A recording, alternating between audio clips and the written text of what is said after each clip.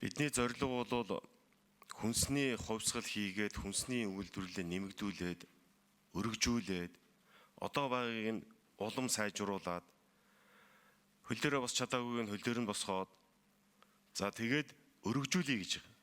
Өргөжүүлэх гэсэн юм том зорилт тавьсан. Өргөжүүлье. Ер нь бол хүнсний хангамж хангалтгүй байгаа шүү дээ. Хангалтгүй байгаа.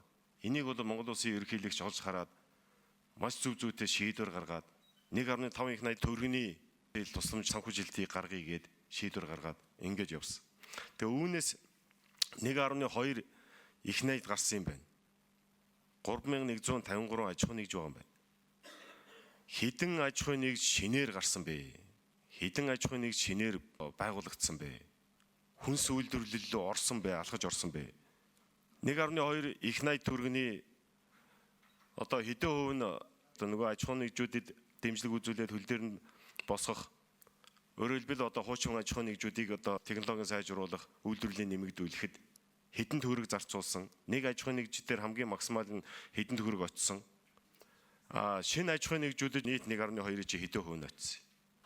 За тэгээд нэг аж ахуй нэгжид дунджаар хэдэн төгрөгийн юм санхүүжилт очсон юм бэ. Хүнсний хангамж маань бас их олон тоол гарчаад байна л. Ер нь дунджаар бол хэдэн хувь өссөн юм бэ гэсэн нэг ийм л хэдэн тоол сонирхоод байна.